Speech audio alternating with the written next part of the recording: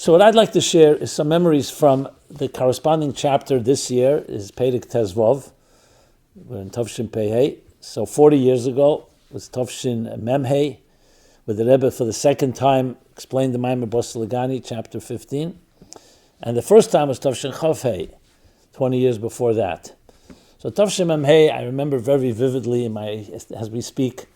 I remember standing by the Farbrengen. The Farbrengen that year, Yud Shevat, was Friday. So interestingly, in the earlier years, often when Yud Shevat was Friday, the Rebbe sometimes said a Maamar Friday night, and Shabbos, and sometimes also Motzei Shabbos was a Farbrengen.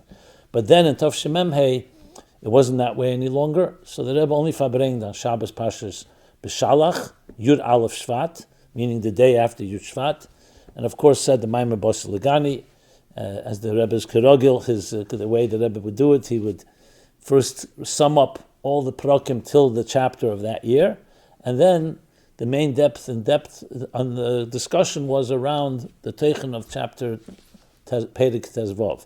What was also very interesting for us, I was also a chayzer and a maniach, as you may know, was not just the chazar of that Maamar, but also comparing it to how the Maamar was said in Tavshin Chofei. You know, how the Rebbe, what did he say in Tavshin Chofei that he didn't say in Tavshin Memhei, and why would the Rebbe change the different styles? So we'll talk a little about that. But just first a little arum, some of the backgrounds. As I said, it was Shabbos, Pasha B'Shalach. Of course, the whole teichen of the Farbrengen was connected to the Frierdiker Rebbe. And the Rebbe, this is Lemochras Yud Shevat. And the Hira is connected to the Frierdiker Rebbe. The Rebbe, and this Farbrengen in general, spoke a lot about the Frierdiker Rebbe's name, Yosef and Yitzchok. Yosef Hashem li ben Acher, that the Avodah of the Frierdiker Rebbe was to transform the Ben from Acher to Ben, and Yitzchok, everything should be done b'simcha. Because sometimes you can think when you're transforming the Cheshach to Eir, Acher to Ben, you could say, you know what, it's a difficult Avodah. So Yitzchok adds that it has to be done b'simcha. This was a big part of the theme, and there are different topics that Rebbe spoke about, a lot about Avos Yisrael and Achdus Yisrael. And Kerogel, the Rebbe went through, as he would do on a Shabbos, spoke a Rashi, a Zohar, the Kut Levi Yitzchok, and the Zohar, the Rambam, and other topics related. But regarding the Maamar itself, Bosi Legani, what was unique in a few ways was, besides the fact that the Rebbe, of course, added the whole Havana. So just to sum up, what is the teichen of chapter 15 in Bosi Legani, in the original Bosi Legani from the Frierdiker Rebbe, is that starting from chapters a bit earlier, already chapter 11 and on, so the Frierdiker Rebbe is talking there about Sivus Hashem, that the Sivus Hashem are the Yidden, that are the army of Hashem, and they fight the battle of what? The Meik Nadiri B'Tachtenim, which of course is the central theme of Bosi Legani. And the Frierdiker Rebbe speaks about Tziva, the Anshe Tzava are the soldiers, the foot soldiers, that are Meiser Nefesh and march up front. So even though you can call them the simple soldiers, but the Eibishter, in this case like the Melech, is Mevaz Kol HaEitzos. That's the expression in the Maamar.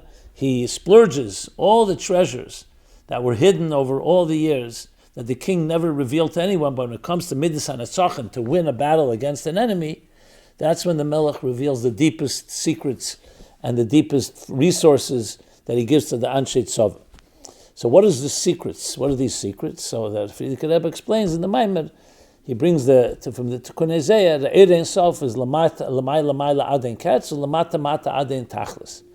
So first in chapters 11, 12, and 13, and 14, he explains Lamata Mata Adein Tachlis, which is the idea that Eir Ein Sof goes down level by level by level, Lamata Mata, not just in the higher elements, all the way down to Elam Hazeh Agashmi V'Achumri. Then comes Lamayla Mala Aden Ketz, and that's what chapter 15 begins to discuss. What's Lamayla Mala Aden Ketz? The exact opposite. Helam Achad Helam. That just like Elokus can reveal himself to lower levels and lower levels, also the Elokus has concealments deeper than concealment after concealment, which is also Aden Sof. Which this is ultimately the Eitzer Elyon. These are the secret treasures that the Melech ultimately reveals and gives to the Anshe Tzava, to the soldiers. So in this Perek, Pezvov, the focus is on what means Lamayla Mayla Adin Ketz, what means Hela Machar Hela.